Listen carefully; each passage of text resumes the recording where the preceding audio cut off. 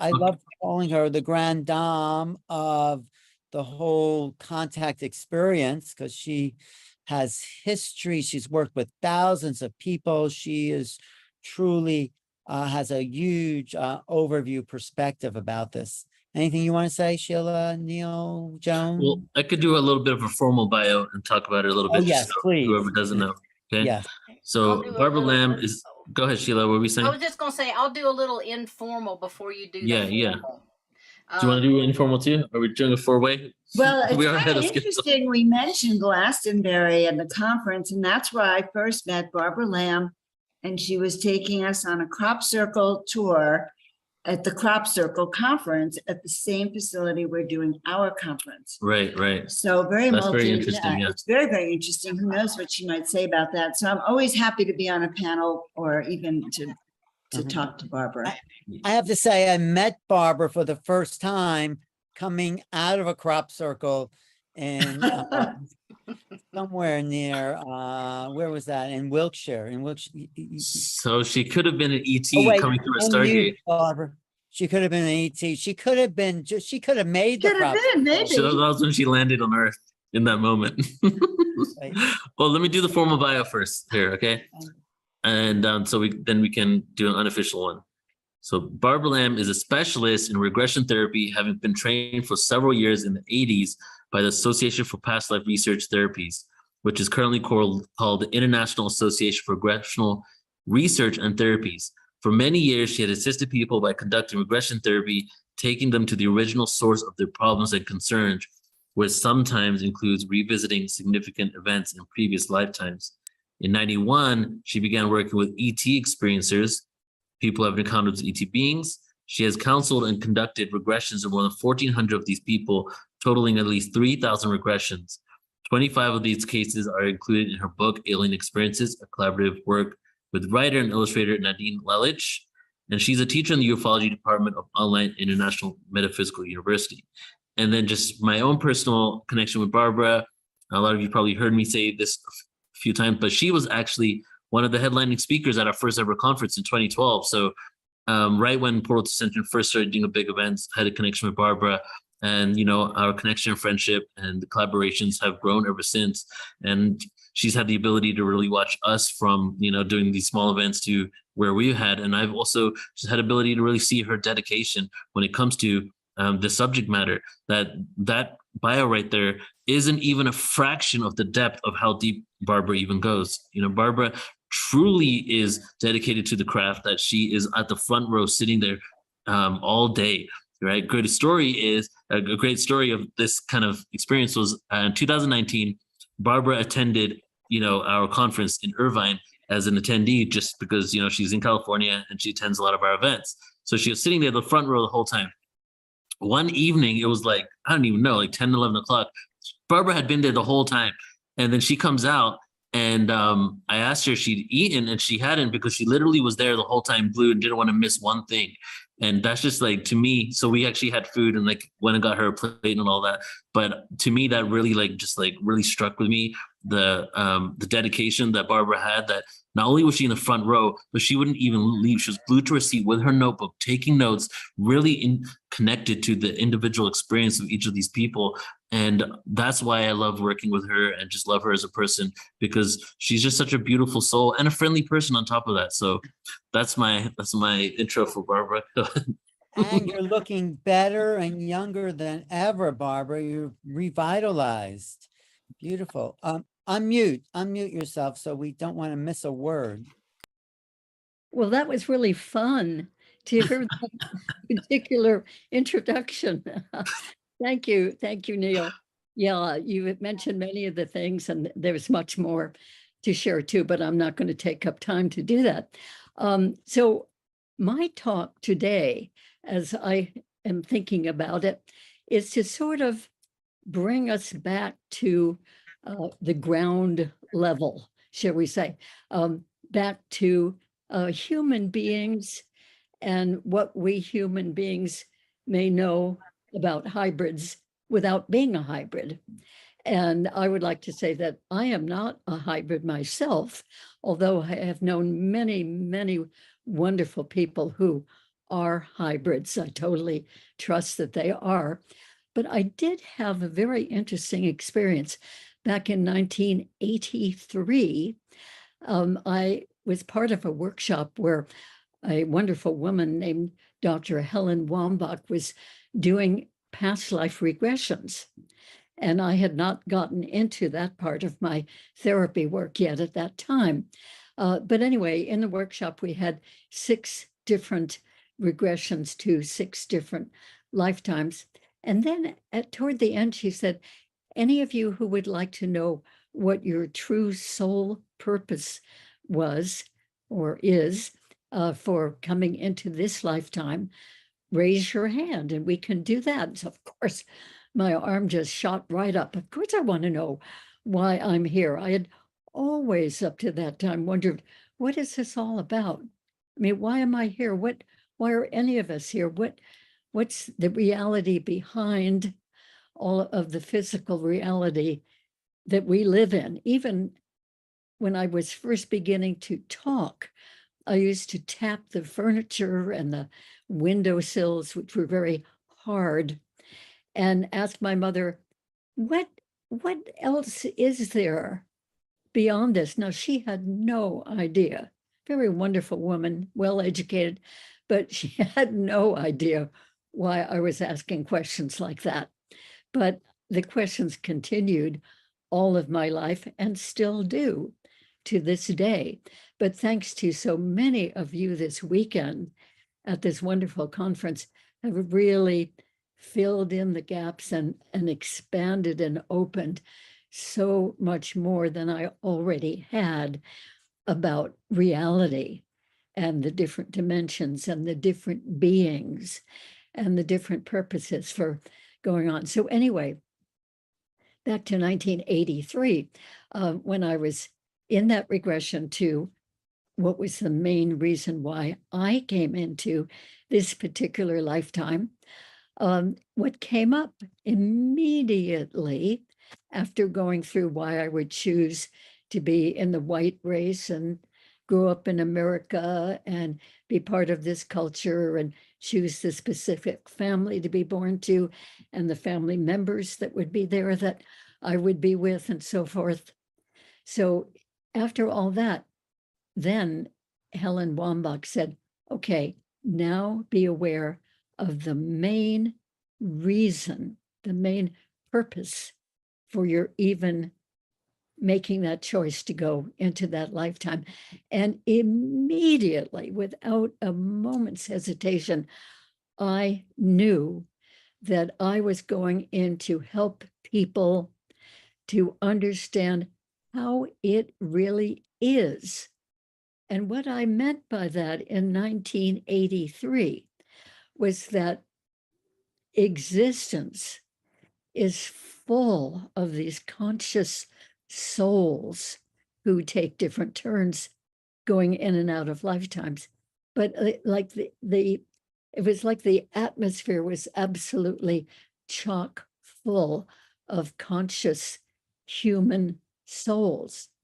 And not only that, but I had a sense that in the background, sort of like behind all of these billions of human souls, there was another enormous, even a larger group of intelligent, sentient beings who were sort of human in form in a way, but they were not human.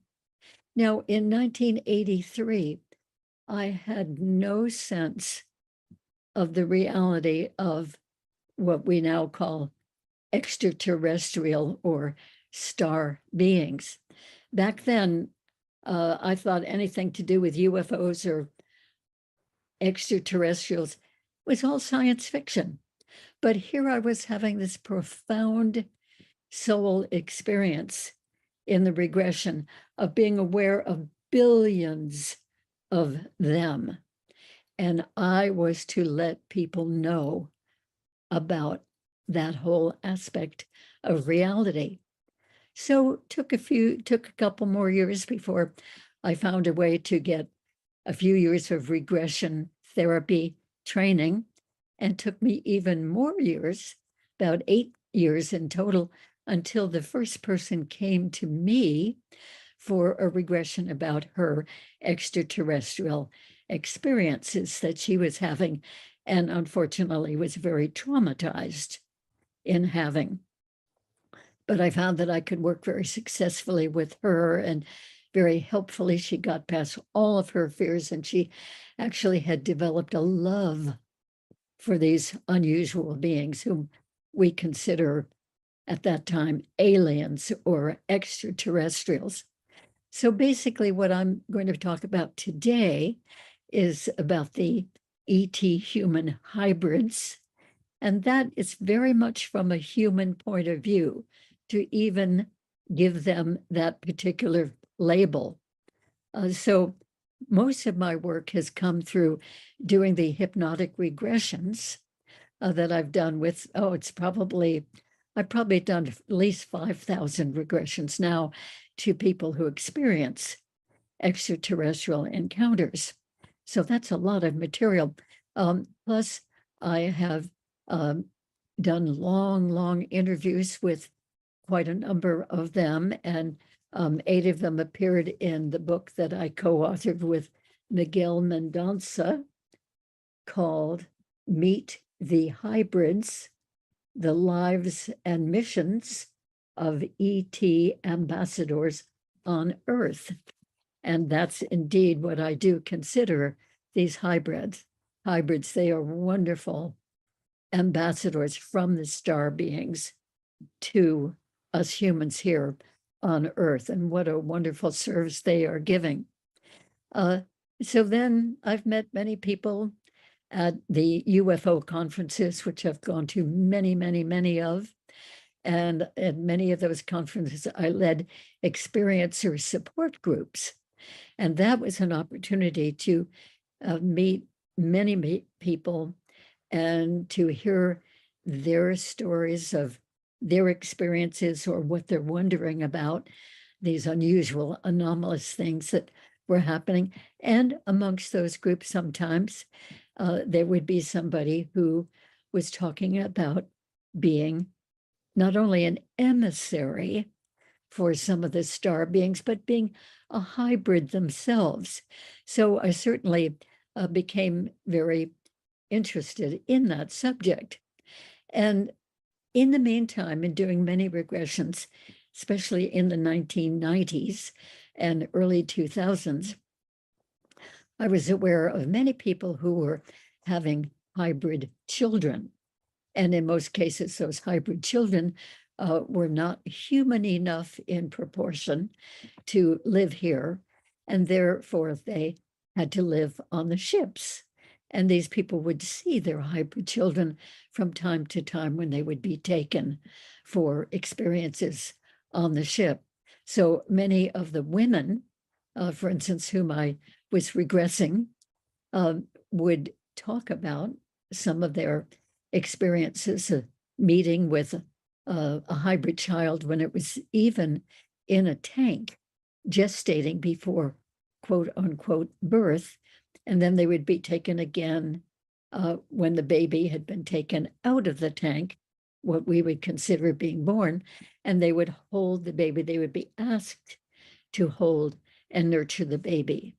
And then they would be taken when the baby was about a year old, and then 2 years old, and 3-year-olds, and so forth. So some of the women I was doing regressions with had already been doing this for a number of years, and their hybrid child might already be in his or her early 20s. But in all of those cases, they lived on the ships. And it was told again and again that there would be no way that they could survive here on Earth, even if sometimes the mothers really wanted them to be here and wanted to raise them. But they would not be able to stand our viruses and our bacteria and our ways of living, our food, our digestive systems are different. And so they just could not be here, nor would they be accepted here, because we humans can be very prejudicial, unfortunately, and we would not receive them kindly in so many cases. So they have to live on the ships with the beings and see their human mother or father sometimes from time to time. So anyway, I was very interested in those hybrids, of course, and wondering more and more about them. And they became more and more human in proportion with each succeeding generation.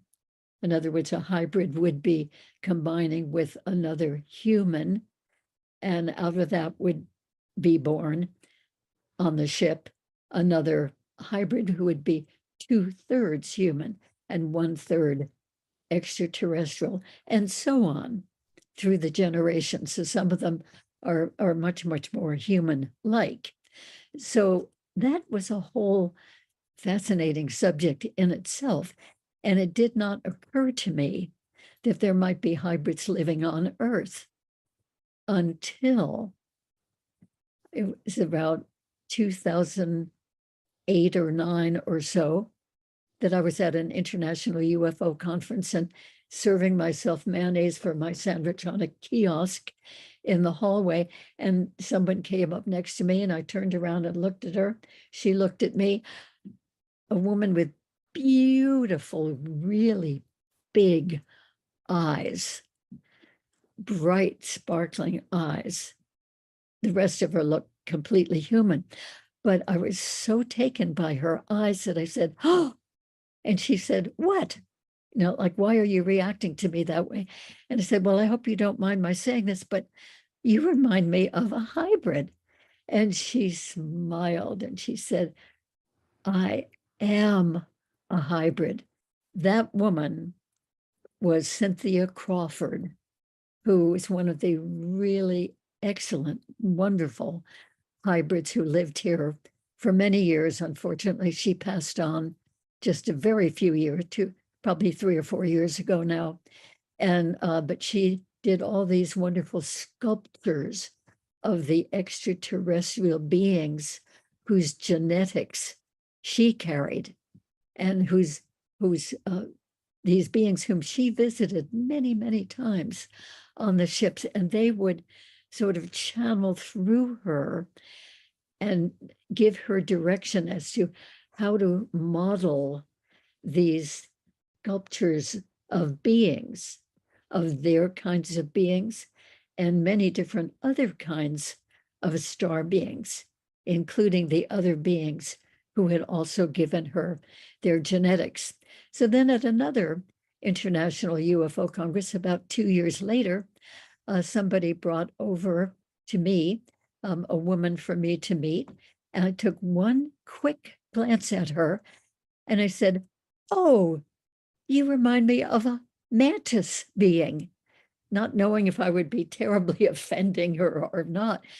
But she was not offended. She smiled and she said, "Good for you. I am a mantis being. I am from Estigan, one of the planets that houses mantis beings." Well, I got to know that woman. She's from the East Coast, but she came out to visit me for a whole week. And I took her to a conference put on by Neil Gower, and he had a chance to meet her and give her a chance to talk at that conference extemporaneously. And anyway, that was a wonderful experience. So my framework about hybrids living on Earth really increased, and I came to know more and more people who were identifying themselves as hybrids. So it happened that I was invited to a couple of different weekend gatherings. One was out in the Palm Springs area. I think that was the most recent one. And that was in about 2014, another one in 2015. And at those gatherings were people, regular people. I call us regular people. If we're not hybrids, if we're not extraterrestrials, if we've not even had experiences with them. Although in parentheses, I will say I have 4 notable extraterrestrial experiences myself that I have been aware of. But I've not had them all my life. I'm not the typical experiencer. But anyway, I got to know some of these hybrids, and they were absolutely wonderful people. I was very privileged. I felt a huge blessing in being able to know them.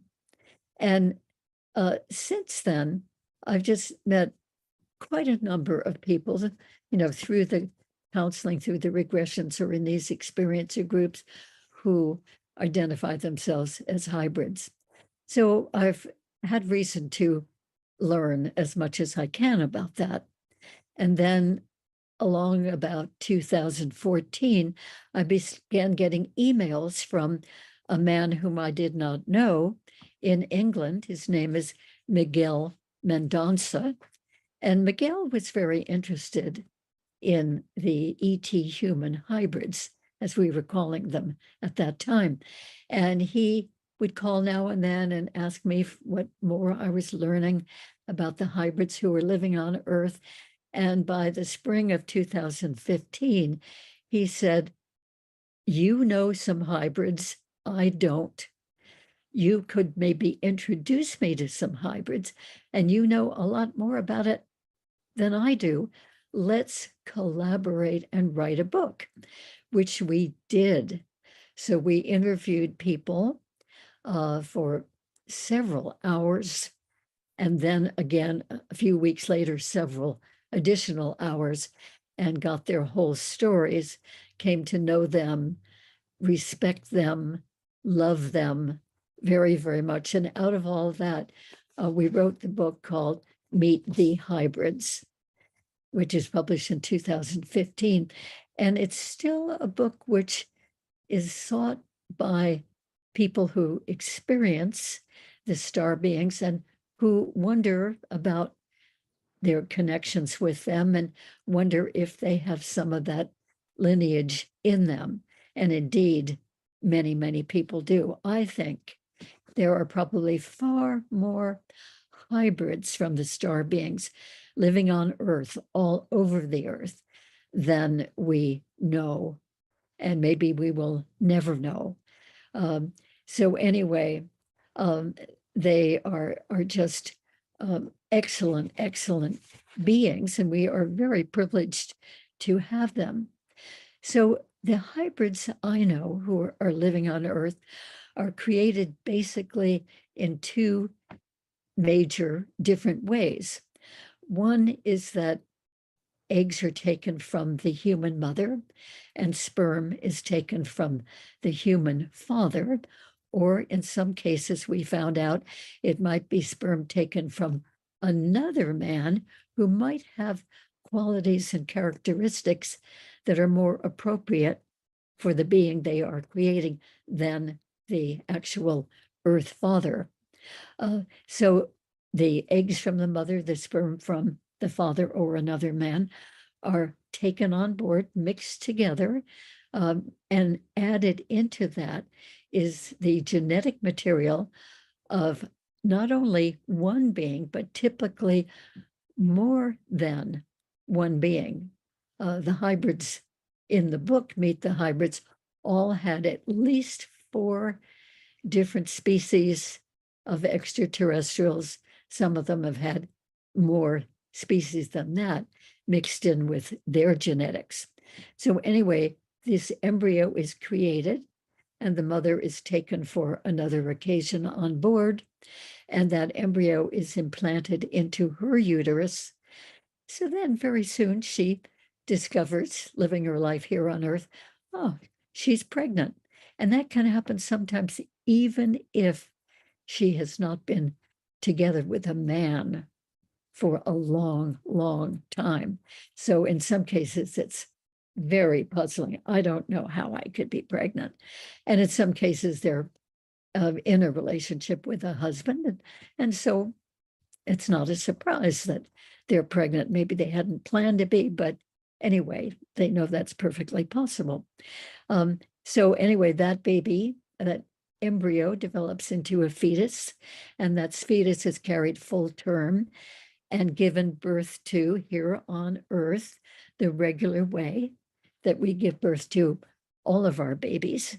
And that baby grows up here with that family from infancy, develops along with other babies and children, goes through the school system, the whole social system, maybe a religious system, everything like regular children do.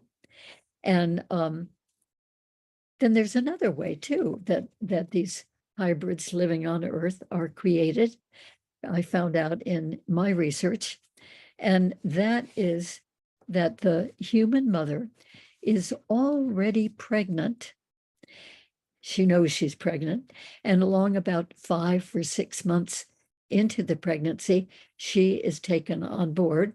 She usually would not be consciously aware of that, but that comes out sometimes in dreams or little flashbacks, or certainly the details come out in regressions. So what happens is that when she's taken on board and put on a medical type table, there's always a female being standing by her left side for some reason. And that being feels the abdomen, locates where the fetus is, and then takes what looks to us like a hypodermic type needle and injects DNA from that species and perhaps 2 or 3 other species too, injects that extraterrestrial DNA through the wall of the abdomen, through the wall of the uterus, and into the fetus directly. And then that fetus is considered to be hybridized. In one case, there was a woman who was carrying twins in her womb. And the being on board the ship, the female, was feeling the abdomen, went over where one of the twins was, and paused over where the other twin was in the uterus, and said, "Ah, this is the one we want." And that is the fetus that she injected with the extraterrestrial DNA. That is the one who became hybridized. And he, from the moment of birth right on through, was very, very different than the fraternal twin brother. That happened also, by the way, with Cynthia Crawford, that she was very, very different right from the get-go, right from birth, very different than her twin sister. So that's very interesting, almost like they weren't even sisters at all. So that was the second way of creating these hybrids who live with us on Earth. So some of these hybrids, most of them, all of the ones that I have met, actually, they do look very, very human. And they are raised here totally as a human person. But sometimes they have different physiological features to some extent, features that are not necessarily readily discernible by other people, but they're necessarily are there. Anyway, Cynthia, one of the hybrids, had thumbs that really splayed out at the end, which turned out to be very convenient and helpful for all the sculptural work that she did in making replicas of many of the star beings. Another person had a whole different bone consistency, really different than the rest of us humans. Another, one of the men hybrids in our study had an extra organ. We didn't ever really know, nor did he, what that extra organ was for. And another one of the men in our study, hybrids, he had one of the organs that's usually in the lower abdomen. In his case, it was in the upper abdomen, and well, in the chest area. And yet it was okay, seemed to be perfectly functional. Another one had an extra rib. Still another hybrid had another extra vertebrate. And some of them have unusual blood types.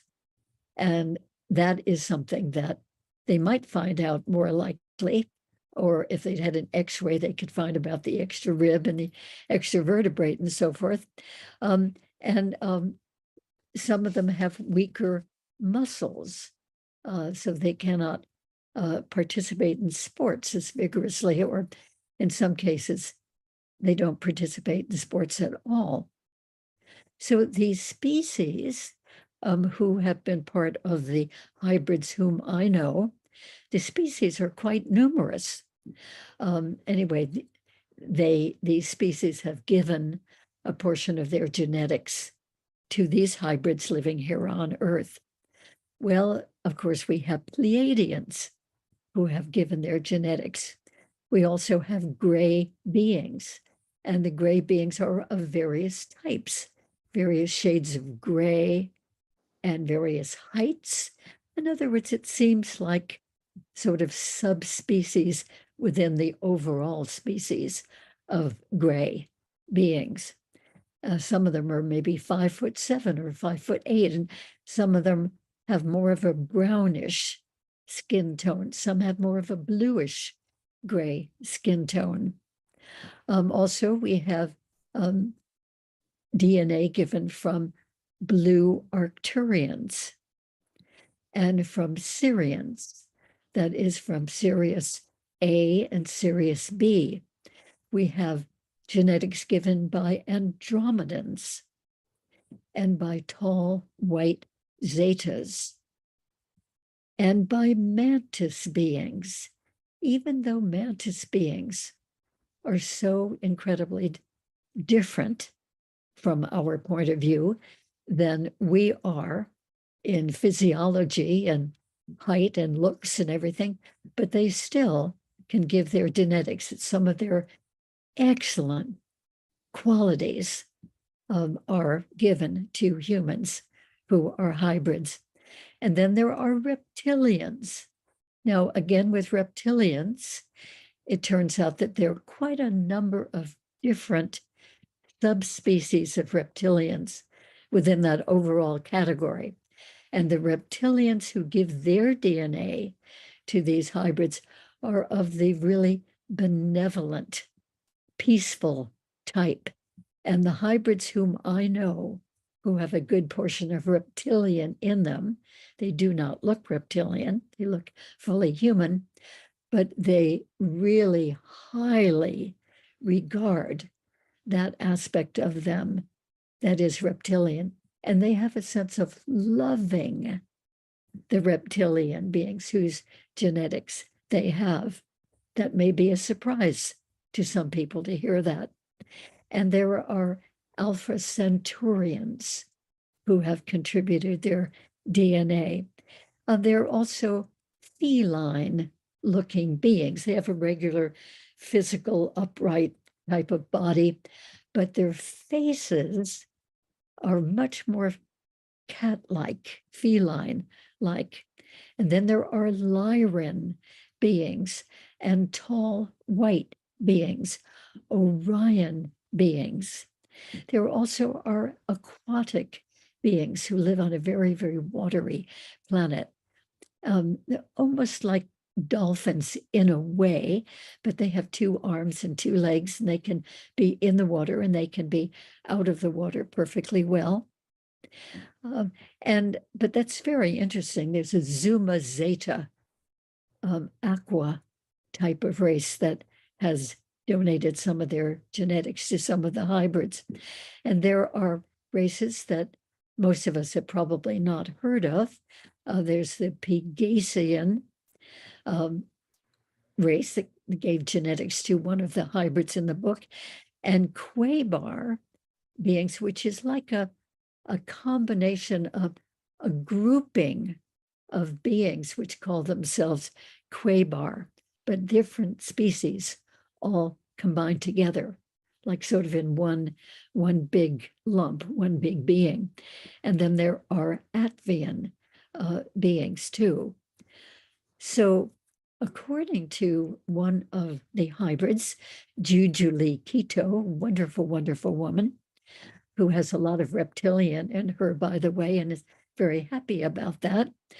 She has said from her association with the beings that there are 89 different species of beings who have given their DNA to various hybrids.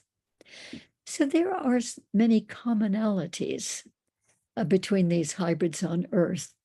And I want to emphasize that, again, I am talking from the point of view of what we on Earth have come to know about hybrids.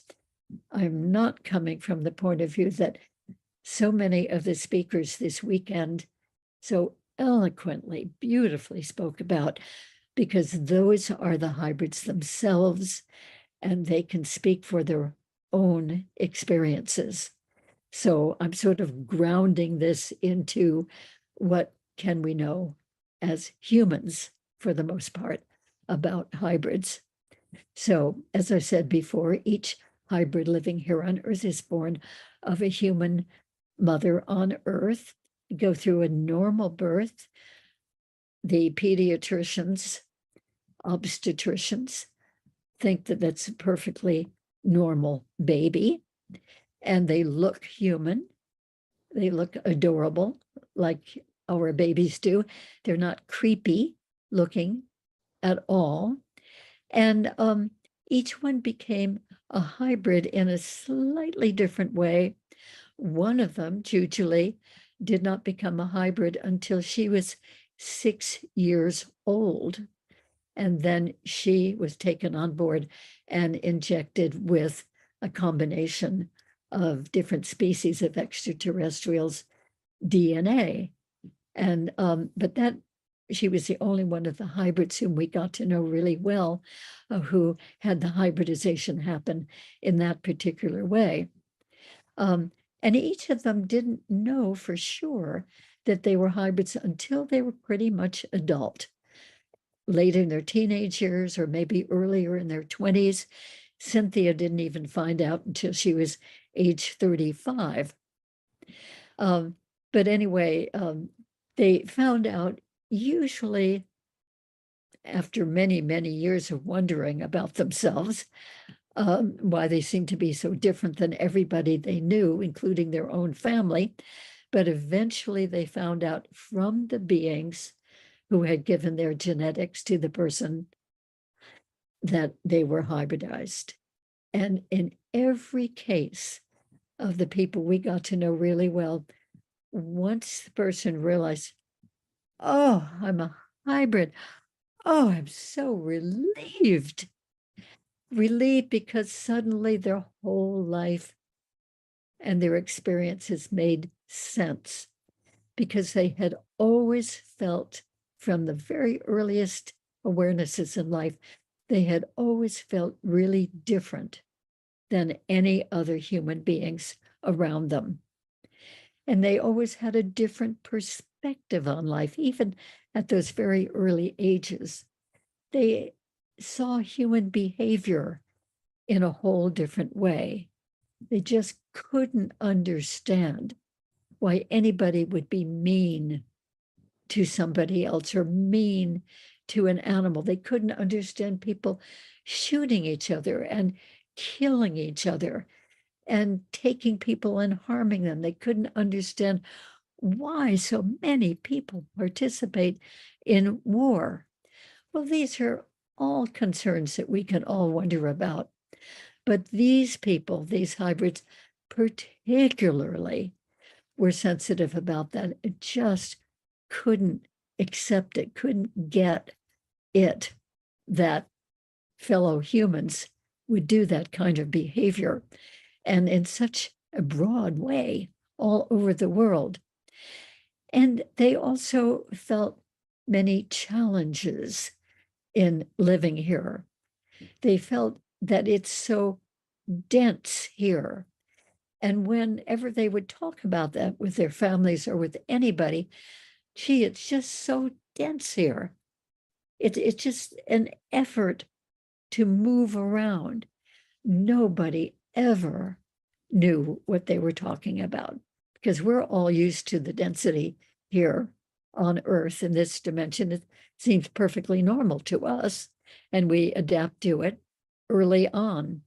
But these hybrid people really, really had an issue with that. And each of these hybrids expressed that they didn't really feel that their biological family was their real family. Hybrid after hybrid has expressed, I always felt like my real parents were somehow out there in space, and that my real parents were perfectly nice and cared for me, and I appreciated that, and I had love for them, but I didn't feel they were my real people. And my brothers and my sisters aren't my real people. And then it was so frustrating because they had this strong sense, but they didn't know who their real family was or where in the cosmos they were. But they frequently, very frequently, had a sense of going outside and looking up at the sky as if looking for where their home and their true family could be. This seemed to be a quality that was shared by all other ones I came to know. And some of them were aware of their ET lineage as time went on, particularly if they had regressions. They would find out about the different species of star beings that they had been themselves in previous lifetimes. That was very interesting to discover those things. Each one of these hybrids seems to have star being guides, and they consider these guides their star family, and they get many, many messages, many warnings, maybe directions, suggestions, inspirations from these guides. And also they have spirit guides as well. And sometimes it's a little bit fuzzy trying to determine, oh, is that message coming from my spirit guide or from my star being guide? But they always get really wonderful guidance, and in some cases, out and out protection physically as they're living their lives here. And they all seem to have plenty of visits. Some people call them abductions. Some people call them encounters. Some people call them experiences. I tend to call them encounters or experiences and not use the word abduction because so many of these experiences turn out to be very benevolent. And some of them turn out to be exceedingly loving.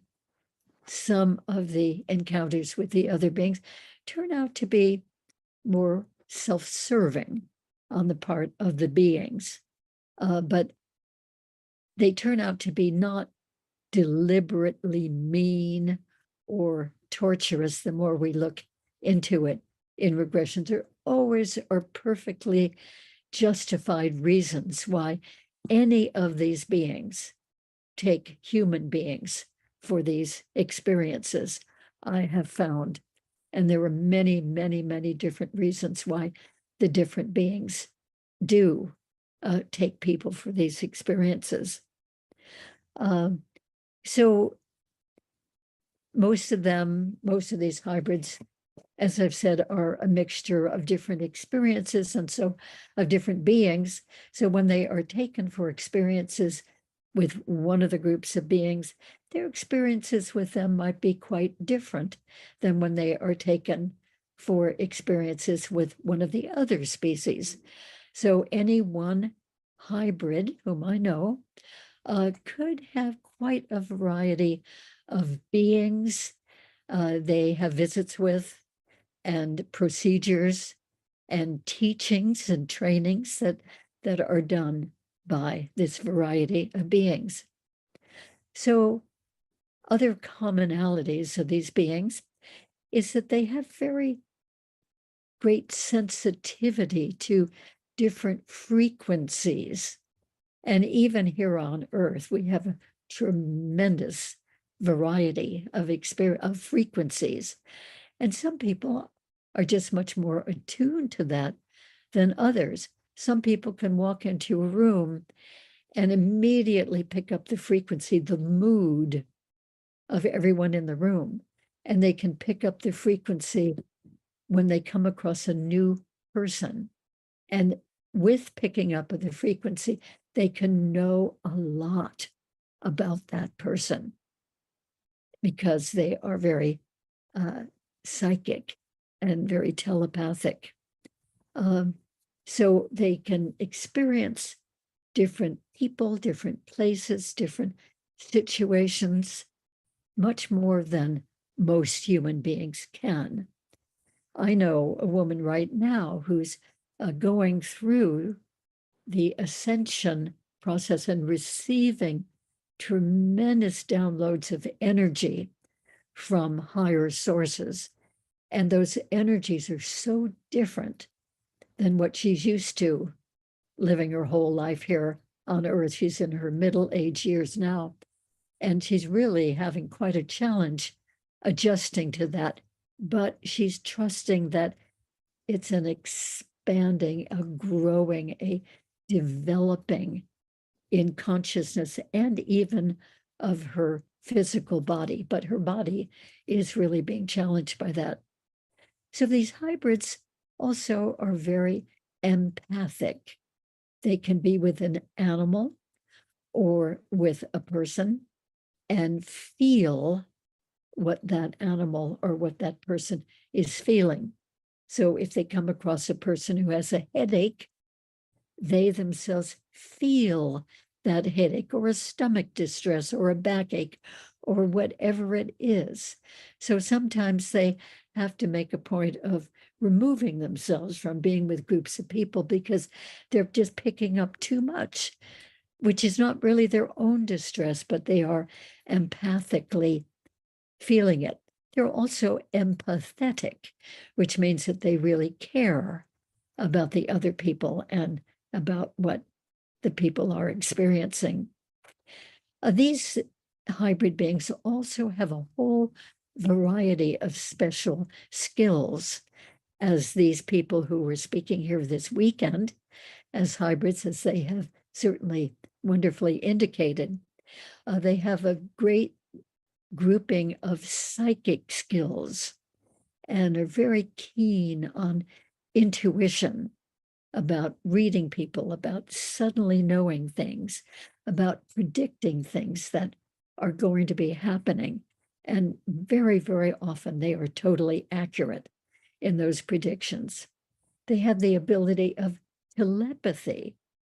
And sometimes they claim that when they're little and they know what everybody around them is thinking, and they mention what a person is thinking, that person is shocked and offended and feels invaded. And the poor little hybrid child doesn't know why. What did I do? What's wrong with that? Of course I know what you're thinking.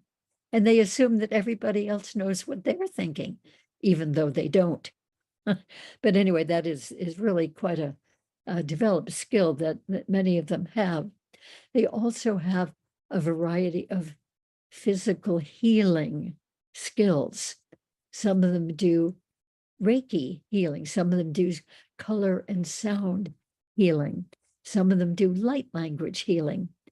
Some of them do hands-on healing. Some do remote healing, sending healing over great distances to people who need it. Some of them, like Jacqueline Smith, do wonderful animal communication, very accurate communication, and animal clairvoyance. And they can even trace where lost animals are. And they can tell a pet owner what the distress seems to be with his cat or his dog, who seems to be distressed about something. That is a very helpful skill And many families who have beloved pets are getting helped in that particular way with these hybrids who have that ability. They also have the ability to do a lot of astral travel, out of body experiences. Many of us do as well, but that's one of their skills. Some of them even have the skill of bilocation. They can be two places just as effectively at the same time. Some of the more rare ones actually can do multi-location, a few places at the same time. And also, many of these hybrids are teaching regular human people to heal themselves. They can heal them, and they teach people to heal themselves, because those peoples may not be near a healer when they need that sort of help. And they also, many of them have this marvelous ability, as we have seen with some of the people this weekend, of channeling higher beings, bringing through really inspiring, educating messages from these higher beings, from the star beings, and from beings in many different dimensions, which are helping us to understand reality, expanding our perspective, helping us to grow and develop. And some of them make a point of channeling or doing medium work with deceased persons and even deceased animals, deceased pets in particular. And some of these hybrids have the experiences now and then of shape shifting into the form of one of the beings whose DNA they have. So I know 3 people who are hybrids who actually shape into their reptilian form of being. And they really enjoy it. Their intention, their will to create all kinds of things, good things.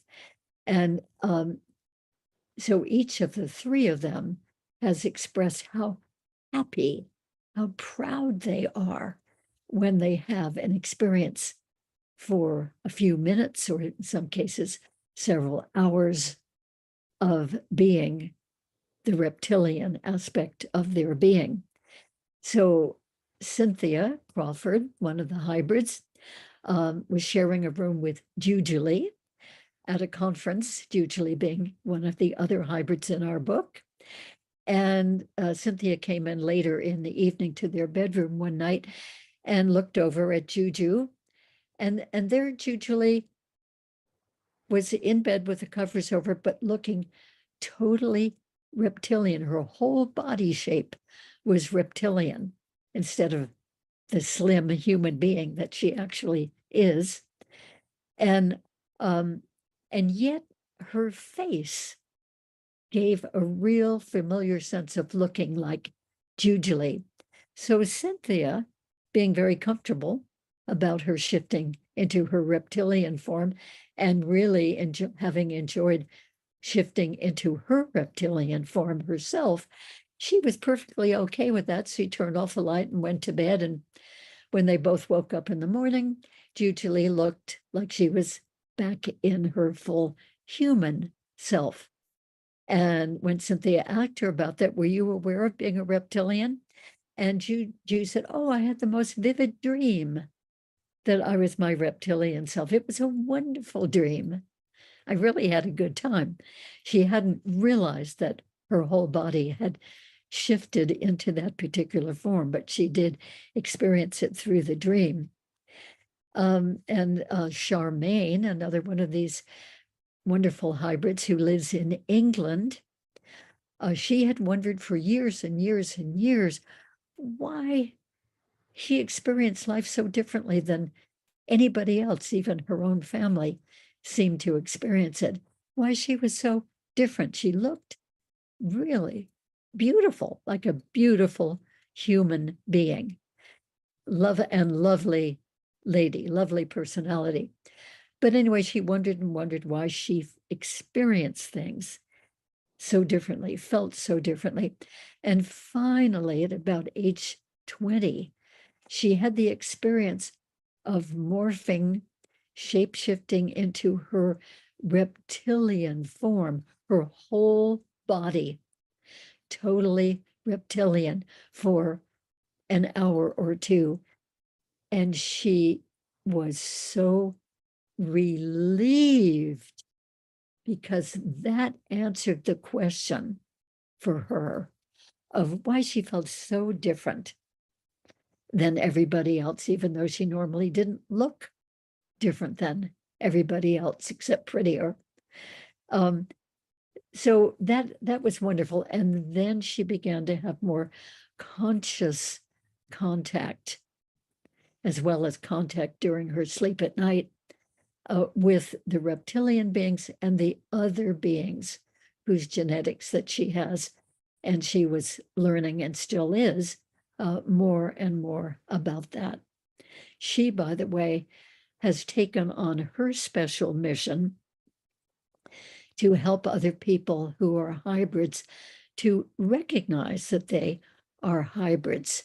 She also does counseling and support groups and healing, but she considers her main reason for being here as a hybrid is to detect who among the people she meets and hears about might be hybrids, and meets with them, discusses this all with them. And if they are hybrids, she helps them to identify that they are hybrids and put all those pieces together that they have been wondering about. So she's, in a sense, building a hybrid community over there in England, which is a really wonderful thing. And then Robert, one of the hybrids in Meet the Hybrids, he did not exactly change into a mantis being. However, he had lots of mantis DNA in his genetics, and he had lots and lots of contacts with the mantis beings. And he really liked the mantis beings, had a wonderful rapport with them, a feeling of closeness. And there was a period of time several years ago when he experienced the feeling here on Earth of being stretched like we stretch when we are growing. Now, the only thing is that he was feeling this in a very painful way, like we have growing pains in our legs. I can remember that when I was growing up, and many people can.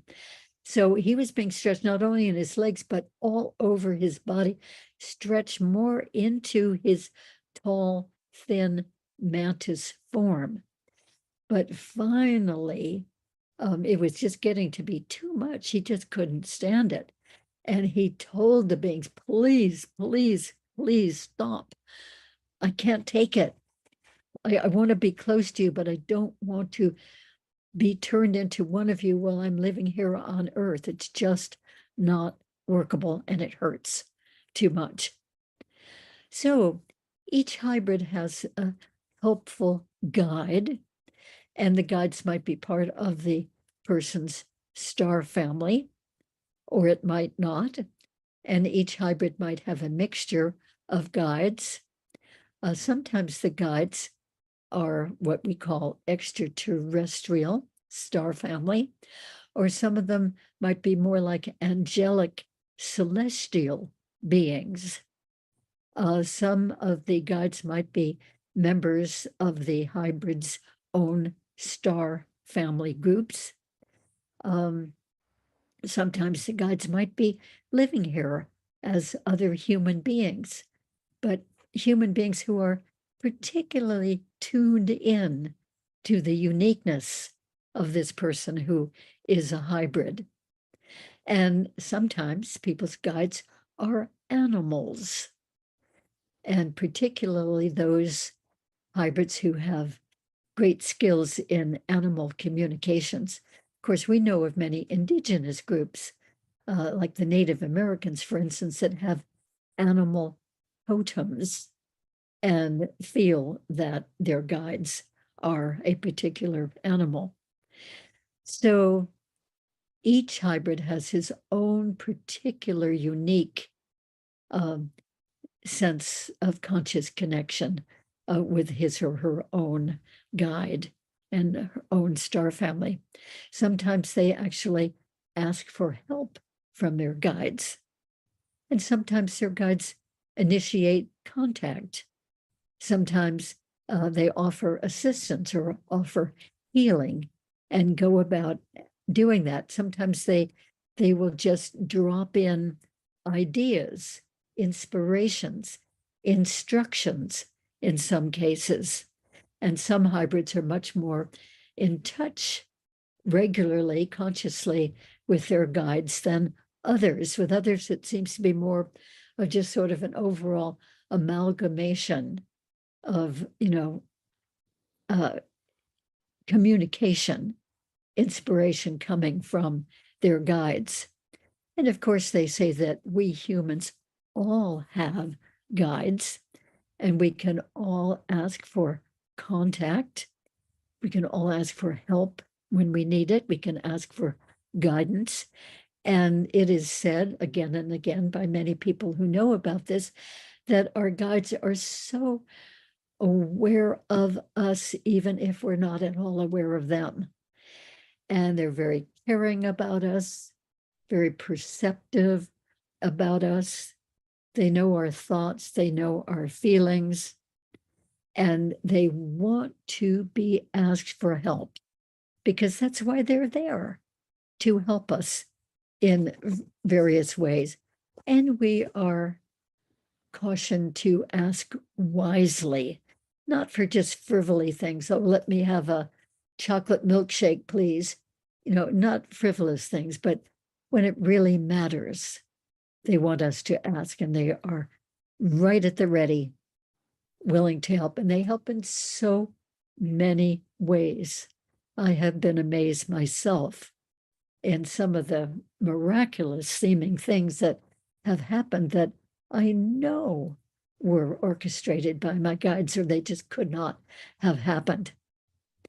So the hybrids I know are goodwill ambassadors for their extraterrestrial species, goodwill ambassadors between those beings and humanity. What a wonderful mission that is. They consider themselves to be bridges between us humans and their species. They're here to let us know about the other beings.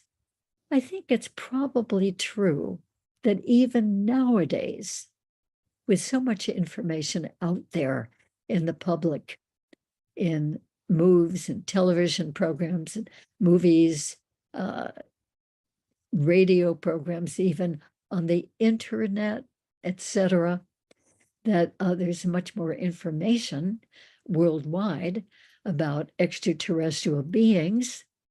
But even then, there are probably many, many people in the world, billions maybe, who don't even pay any attention to this. They don't believe it like I didn't believe it, really, truly, until 1981, when I regressed my first experiencer, and gradually became totally convinced of the reality of the other beings and our relationship with them.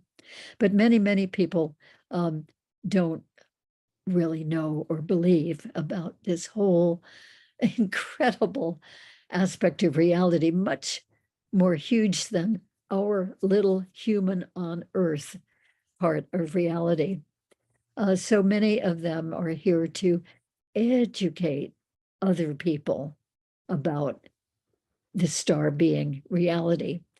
And they are here to preserve and to enhance human life. And they do that through many ways. They help us to raise our frequencies. They've got many different ways of doing that, some of which we have experienced this weekend. They are here to expand our human consciousness. They are here to help us to evolve in a finer way of life, a finer raised consciousness. And they are here to help us to ascend into a higher dimension. This big process going on. They are one of the great assistants in this whole process of helping us in that ascension and into preparing for ascension. Probably it's true to say that most people all over the world, of the 8 billion or whatever we are nowadays, don't know about the process of ascension. And then there are many people who do know, and many people who consider themselves involved in it. Anyway, overall, through all of their teaching, their public speaking, their writing, they're getting the messages out in various ways. They are helping humanity to be aware that we have the opportunity to ascend, and that even the earth has the opportunity and is in the process of ascending. So they know us as beings who are, in many cases, doing the best we can, but we're kind of low on the ladder of evolution compared to many of the other star beings. And they want us to evolve enough as a total humanity to be part of the great galactic federation, which is made up of many, many, many different species and groups of star beings from all over the cosmos.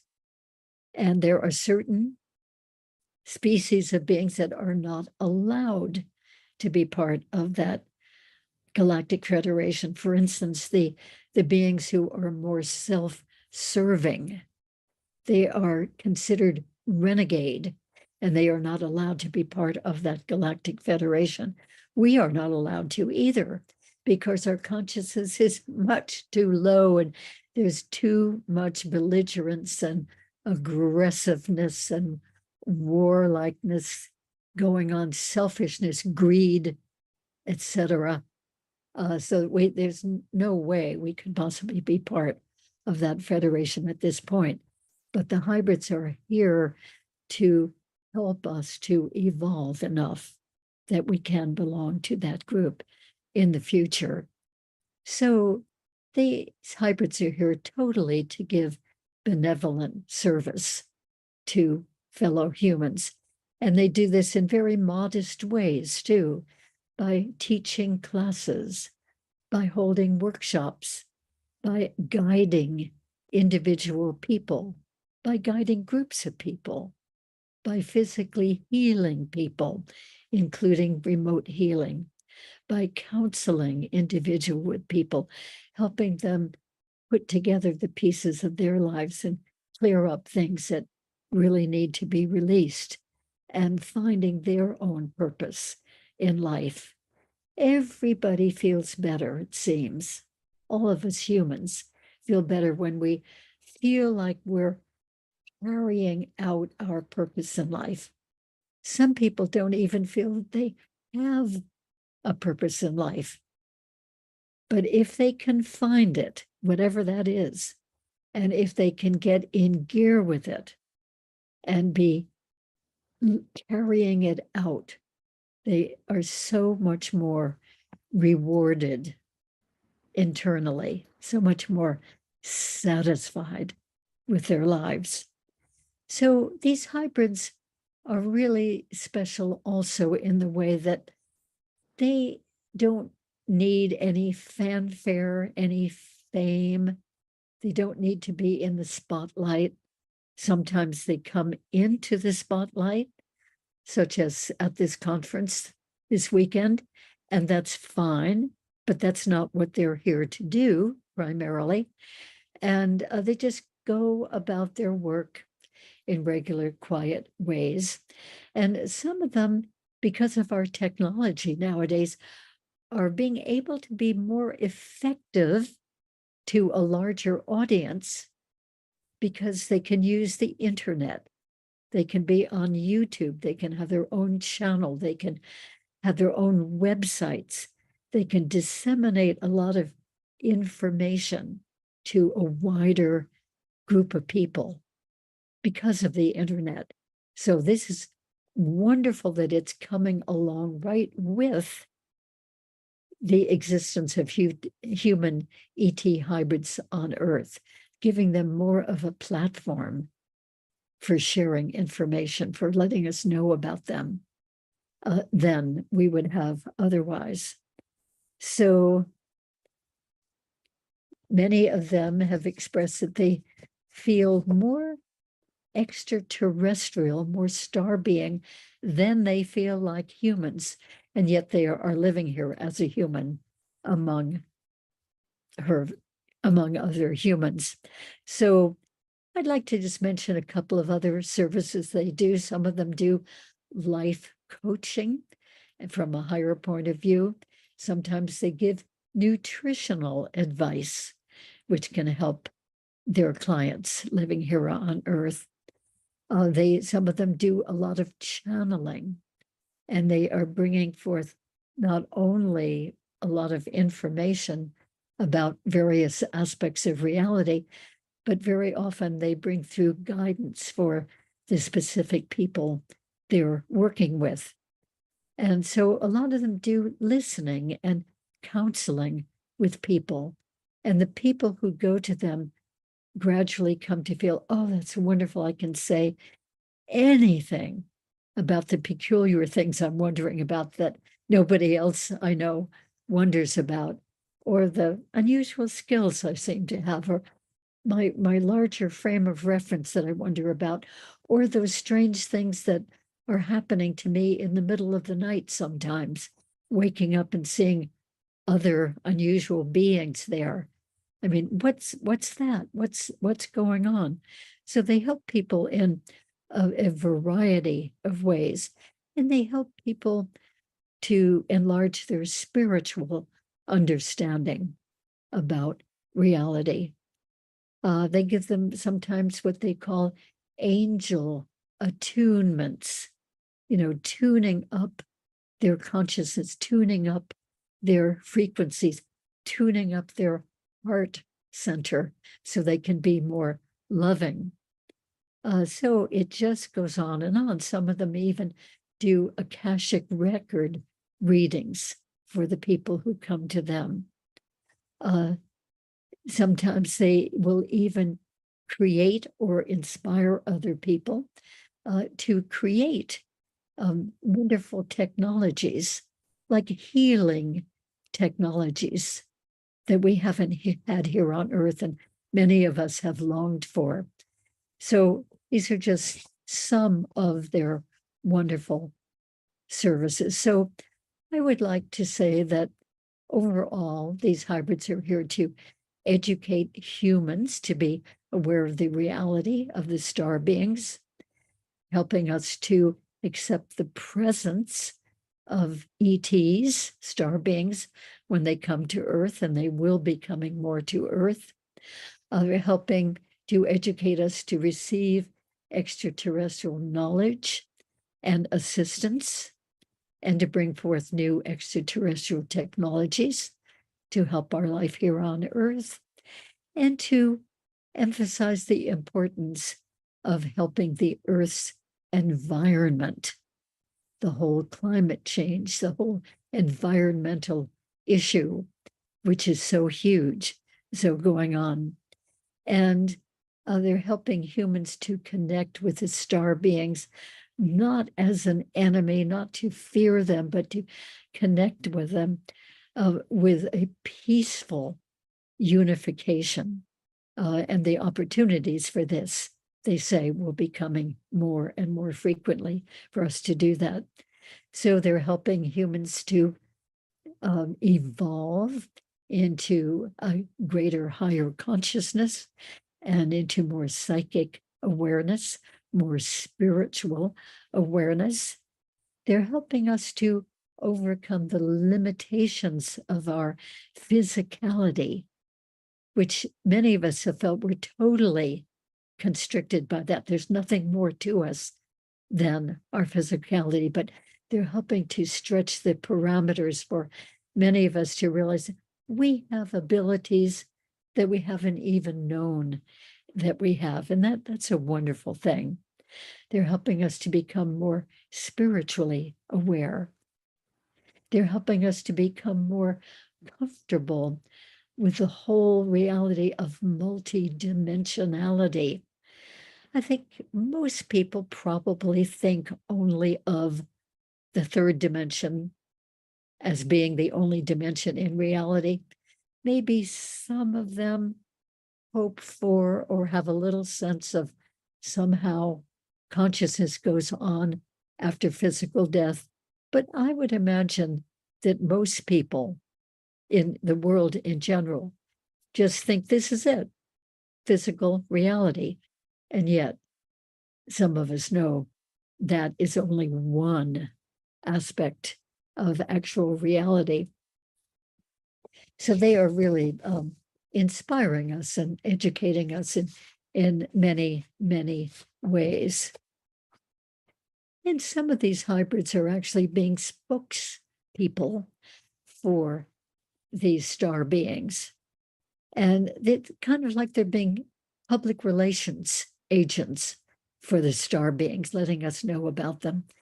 And they let people know about this in their public speaking, in their channeling, in their published writings, in their podcasts. More and more podcasts are coming online now, and more interviews of people who know about this, like myself and many of you.